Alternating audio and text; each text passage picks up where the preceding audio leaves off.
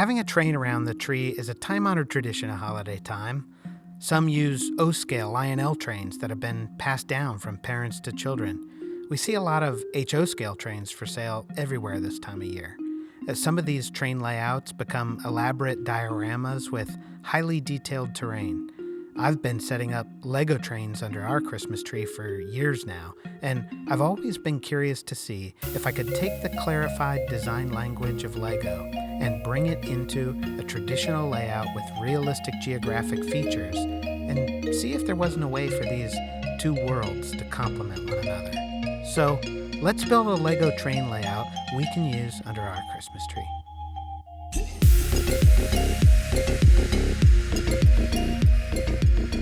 What we basically want is the train to go around and cross over itself, come back underneath and go under itself. So I kind of want to design a figure 8 and then bend that back over itself so it all stays under the tree. So let's start by making a couple loops.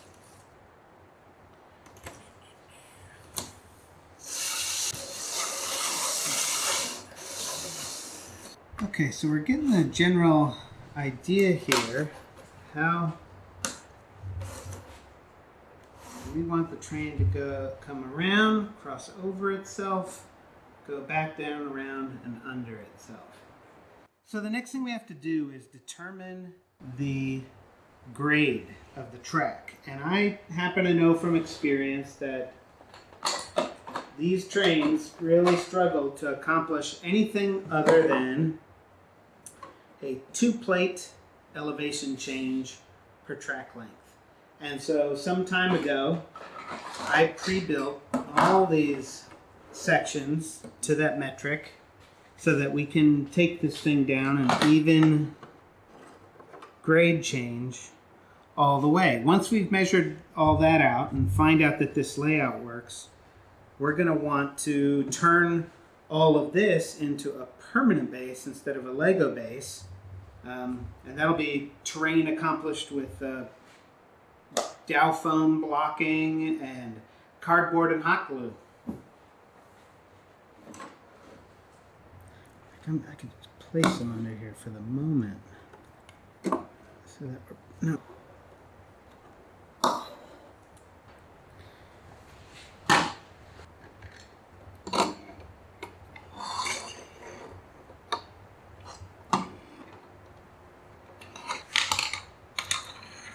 Alright, so that worked out pretty nicely. We've got, takes almost the entire circumference of the track to create these elevation changes, and they pretty much meet right here and here at their highest and lowest point. And they spend their entire transit around the track, either rising in elevation or descending in elevation.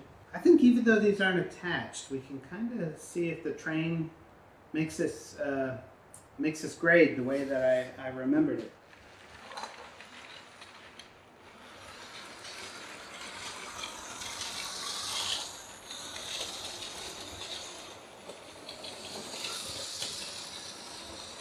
And it looks like we're in business. What we've got to do next is transfer this onto a piece of cardboard, and we'll compare the radius of our Christmas tree, or the diameter of our Christmas tree, to this layout, and we'll transfer each one of these vertical elevations down to a known position, and then we'll build that back up in cardboard or in Dow foam. Alright, I think we had a factory edge on here, and I think it's that side.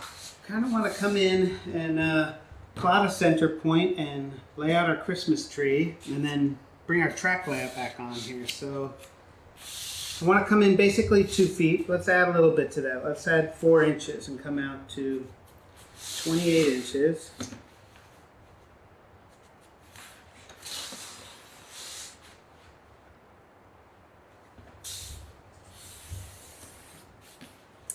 And let's do the same thing here. At least find our center point.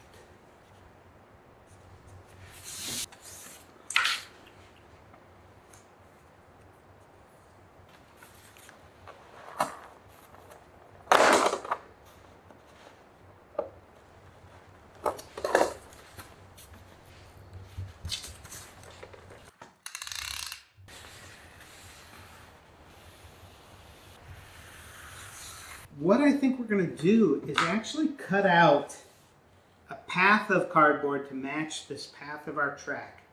And then we're going to elevate that cardboard strip at each one of those vertical dimensions we transfer down here. So the first thing we need to do is find the layout of this track, and I want to leave us a little buffer.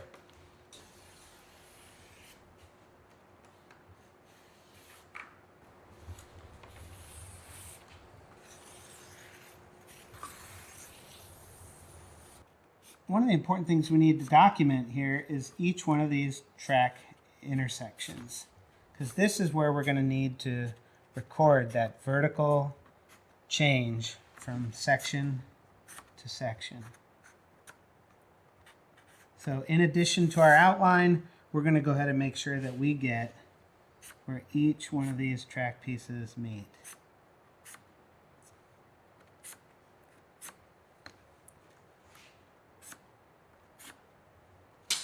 So at each one of these track intersections, we want to measure that tolerable grade.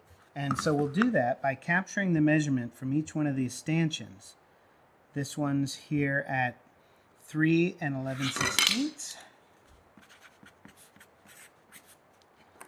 I think there's a 1/4 inch difference between each one of these. So this one should be 3 7/16.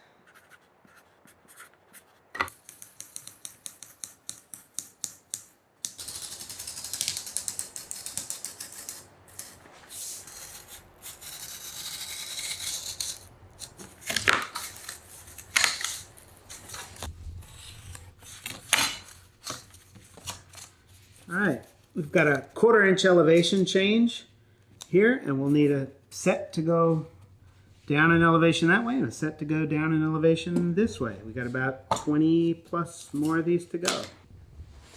Okay, we've got 2 sets here. One marked G for gray, that'll start here. It's going to start here and work its way down. And a set marked B that'll start here and work its way down. And we're going to glue it for now just onto the bottom of our track here.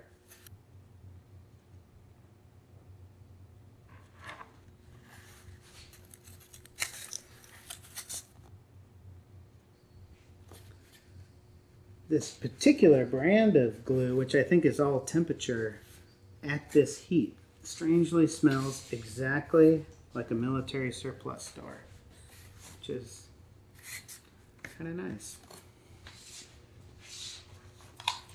Reminds me of all the days prop shopping on films in the Tidewater area of Virginia at awesome surplus stores like Grand Junction and Virginia Beach. Now, normally we'd be real concerned about just gluing one edge of something two-dimensional like this, because when you do that, it can rack and it could easily collapse like that. But as these things go around in a circle and we spread that out, as this one would want to collapse, we're working against this one, which is opposed to it. So it'll only take a few more of these to get going here before it'll be strong enough where I'm not worried about it kind of collapsing under its own weight.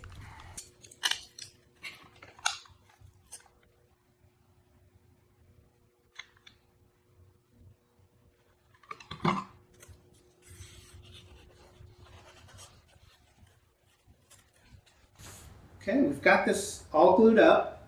We want to add some terrain to this thing, but first I want to tell you, this double ply cardboard that I found in the scrap bin is awesome, and this thing is bulletproof. It's so rigid. I'm like so stoked. It's like, check this out. Amazing. We found our drop. We've got our middle section here, which I have to find out which way that's meant to go. Here we go. It goes that way. And then this element that dropped into this section here, cut that into a few easy to work with sections.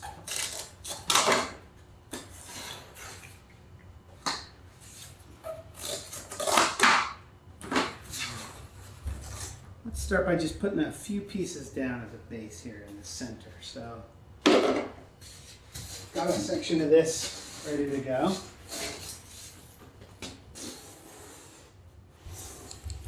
We're working with this circular layout that brings the train back around and under itself, and it really reminds me of the Tehachapi Loop on the Union Pacific that bridges the Mojave Desert to the San Joaquin Valley.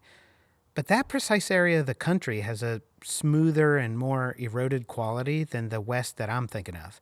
I want to have the iconic look of the Oregon Trail, something like you'd see in a John Ford Western. One thing I already know I want to do is create a space for our track switch here and maybe some more. So let's find an elevation for that. I'll just mark it like so. Transfer it over here. I already see I have a convenient line.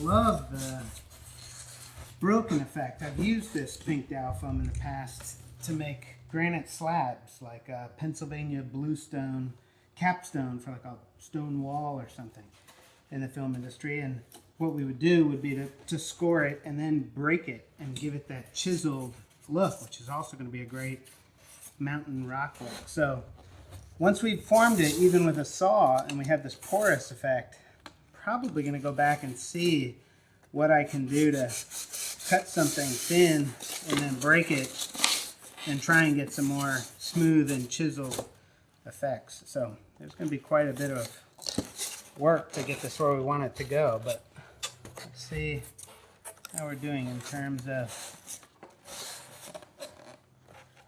having a little spot for our switch to develop. We've cut a few more pieces of foam, a few pieces.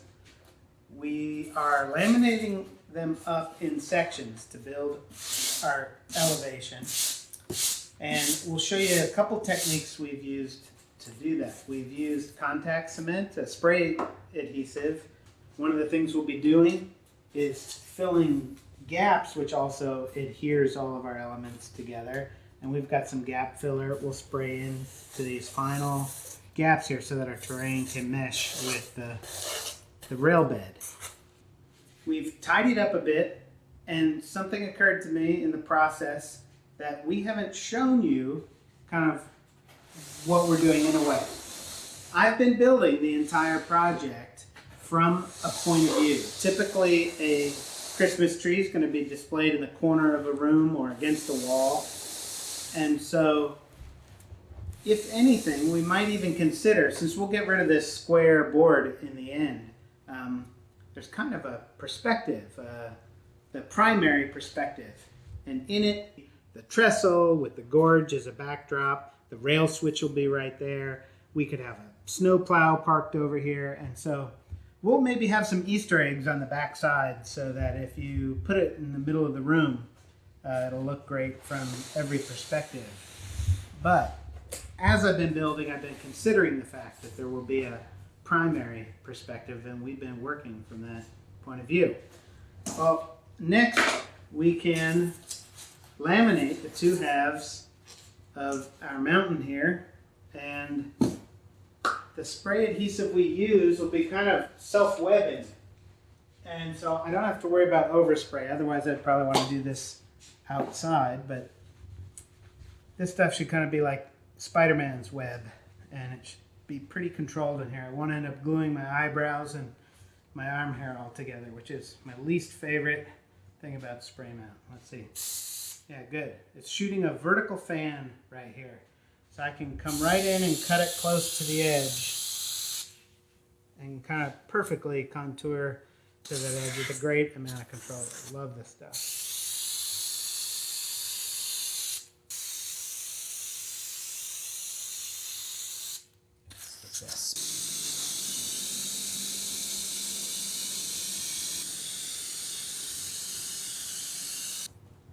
Alright, so we've got this tacky, and that's right where you want it to be when you're using this stuff. And when both sides are almost dry, but not so dry that they're just, you can run your hand across it, but you don't want any material coming off on your fingertips. You want it to be tacky to the touch, but nothing sticking to it.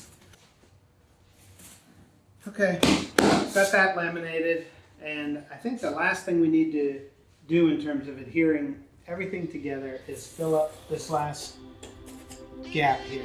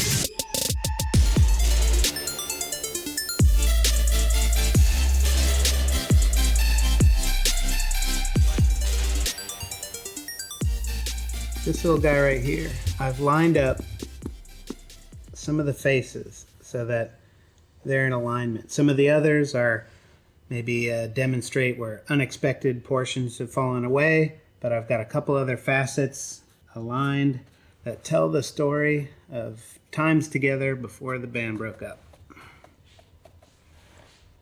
Here we go.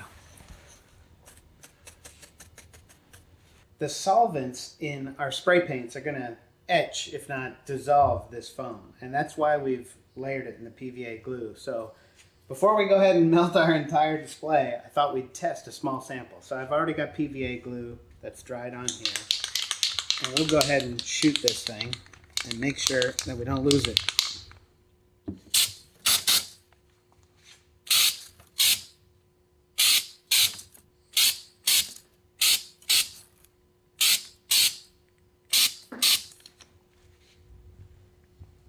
Definitely getting reactions here. Reactions we don't want.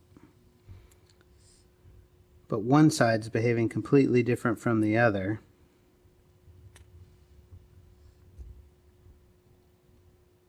On this side, we've got it etching in more than we'd prefer. And on this side, we've got a stranger reaction of it bubbling up. So it looks like we're going to do this thing by hand, which at least means we can do it all indoors here. So, thanks to our bamboo skewer here, in fact, I wanted to mention, if you're not already collecting every single little handy item that you can, coffee stirrers, popsicle sticks, chopsticks, bamboo skewers, everything you can get your hands on is a helpful shop tool for mixing two-part epoxies, for applying adhesives, and for holding things while you work on them. Realizing we're not going to get away with spray paints, at least not yet, we're going to go ahead and put some latex primer on top of our PVA glue to further protect the foam from anything we may do later. Now I realized I may as well mix a little color into the primer in case that buys us a step. So once again, digging through some of our old materials, I found some colors that I used to use when I was doing scenic painting in film to create old brick. And we do pass after pass of slightly different odd colors in that reddish brick family and brown families. We'd finally come back with even black and white. You can see our old action figures moniker on here from back in the film days. Some of this stuff's so old, it does not, it's smelling pretty ripe. And also these cans literally started coming apart in our hands. So this will be the last ride of some of these old paints, and it'll tint our primer, and that'll allow us maybe to get a base color onto everything, and we'll see where we're at.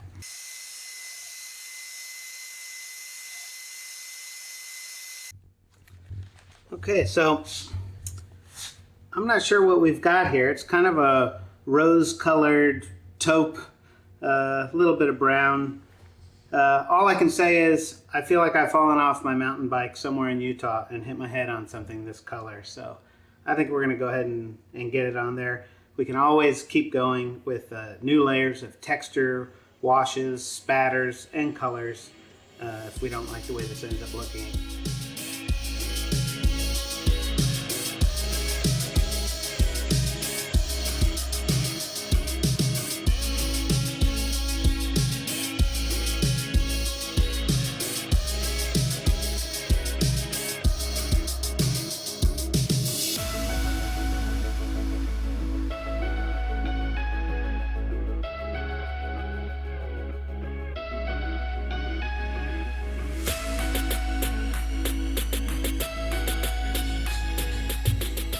Continuing to blend this whole thing together, we've taken some denatured alcohol, mixed it with our latex house paints. We've done a wash over the entire mountain, taking that oxidized belt and that chalky belt and making it all look like it belongs to the same mountain range. We've gone to storage. We found our trestle. It's a little longer than it needs to be, so we're going to shorten that up to fit this diorama. We've already started on the rail bed with our first layer of ballast in kind of a dark gray. We got to add some black shadows. We got to add some medium and light gray highlights, and hopefully we'll take that like riprap looking rock and build up a ballast effect. It'll mostly be covered by our Lego train track, but the Lego train track sitting on the dirt is not quite what we're looking for here. So we're going to create a rail bed. Let's clear this out of the way and get started. Show you how we got this first technique down and how we're going to build up the additional layers. So the additional layers of ballast we're going to want to do, we're going to always want to be able to see all the way through down to this base layer. But the base layer needed to be both opaque, so we never saw the dirt through it, and porous towards the outer edges. The way we accomplished that was finding an old sponge roller I had. We took a pair of tweezers and we kind of interrogated the end of the roller here, making it look like a sea sponge roller. And when we came in, we'd go ahead and make sure we massaged out enough paint so that this wasn't going to leave a gloopy and opaque edge. And we came in and we kind of started to build up this irregular edge, and we did it on both sides and then made sure that we had a nice opaque band right through the center of it. Now, that differs from what we'll do in our next layer, where we want every layer to be porous all the way through. So we want the entire bed to have the kind of spotty application here. In contrast to what we did with that sponge, we want to take this stucco roller and come back and just leave dots of additional layers all over the layout. And I think we'll start with black to add what will end up being all our drop shadows of the deepest crevices in our ballast. And then we'll build up lighter layers on top. So I've got some of our darkest color. I'm gonna kind of build almost like you're doing printmaking or stamping. I want a bed of paint that I can try to pick up with my roller here. And that's not enough, but whatever it takes.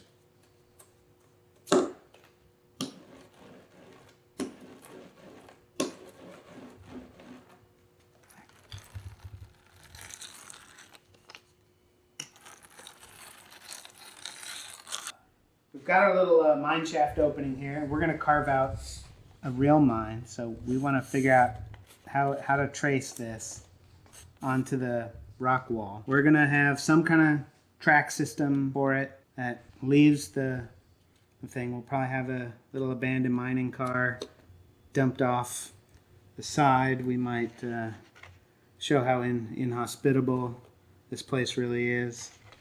I think maybe it'd be cool to have some kind of pulley coming out of the rock, something broken and wonky over top that maybe lifted the heavy ore out of these cars and put it on mule back or something. So we're going to tell our little Bob Ross story up here.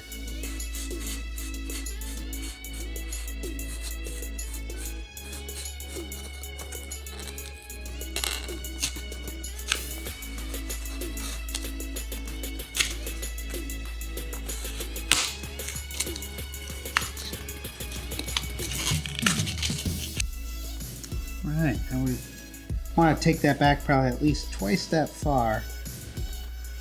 But let's now examine the outer perimeter. and make a second small incision where we can recess the brick.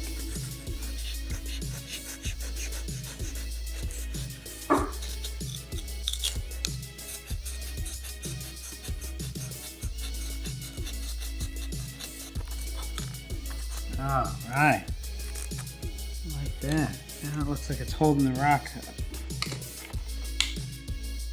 Our next layer of ballast is ready, and so we're going to get this kind of medium gray, a little lighter than our base color, a lot lighter than our darkest shadows, which we did last. This kind of has a great cement color. There's a lot of green in this. And this is kind of like a French gray, which is not too different. Seems like it's in the same warm family of what's called old gray, old dark gray in Lego. Lego changed their gray colors to be, I think, a little bit more contemporary with new dark gray and new light gray.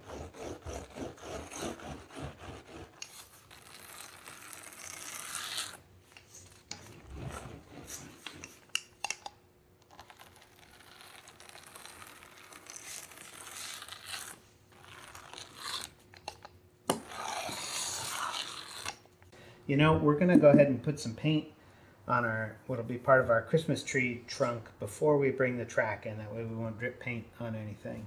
So let's sand that PVC and we'll get some paint on there.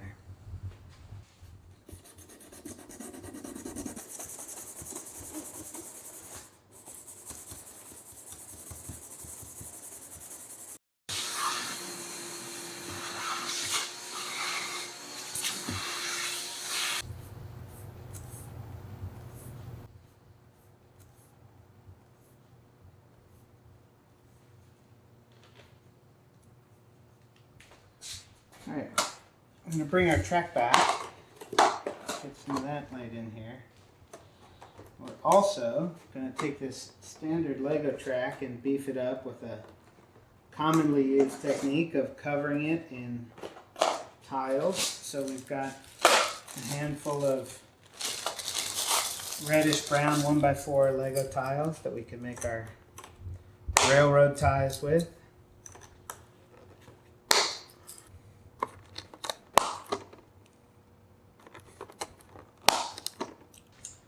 We've also got our trestle, which we've reworked, and it's a track length shorter now. We changed the dimension in a couple ways. It was almost the same height as the top of the rock, which wasn't quite as attractive. And since our minimum height under the bridge was already established, we knew that any train we'd run on it could fit in a slightly smaller trestle. So we lowered the height as well. We had to notch our terrain out here to receive the trestle. You can see right here, the track will come in right in at the bed height. It's time to tie this off and call it done. We of course have to catch up with some of our unfinished areas, but I think in terms of steps, we're gonna seal this off here, and we want to see our tree up here and find out how this thing's finally going to be effective as a Christmas tree base. So let's do that.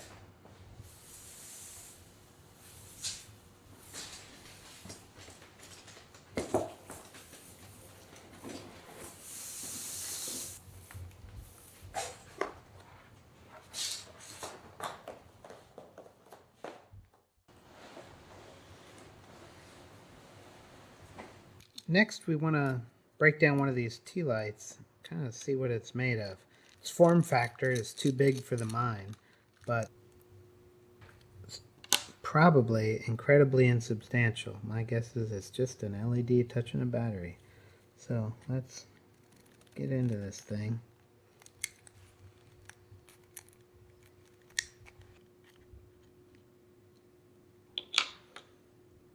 There we go.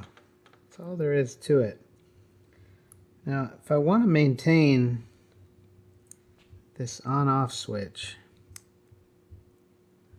looks like I'm going to want to keep some of what's happening here. I can also reinstall the battery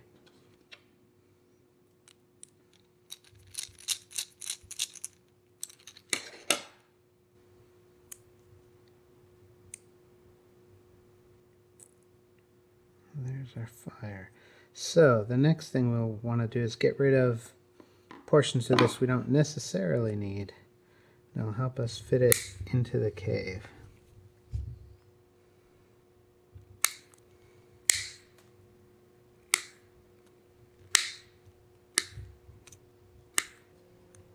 I want to use a product we used in the film industry called Joe's Sticky Stuff, and it may just very well be a clear butyl, but it certainly acts like a clear butyl, and we can use a little bit of that in case we decide we want to put this on the ceiling of the mine where it's even harder to see. So let's put some of this sticky stuff on here,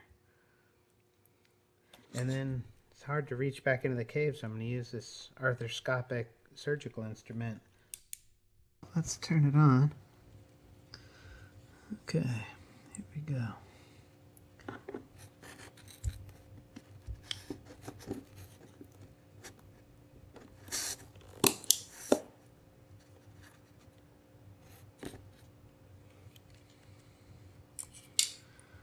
Now, let's add our rails coming out of the mine. Get a nice firelight glare coming off of those metal rails.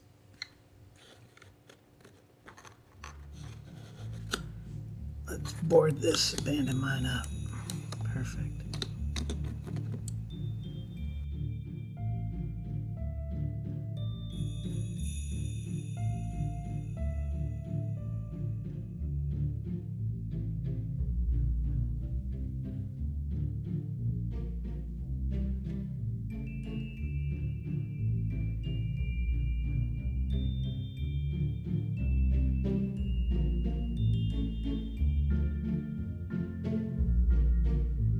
Inspired by the motifs of both trains and toys under the tree, I'm excited by the interplay here of the bold and emblematic Lego elements when combined with this more detailed resemblance of Western terrain. Well, we want to know what you're doing with Lego or trains this holiday, and you can share that with us by tagging us on Instagram at Hohman Design. We'll keep our eye out for that, and you have a great holiday season of making and a Happy New Year.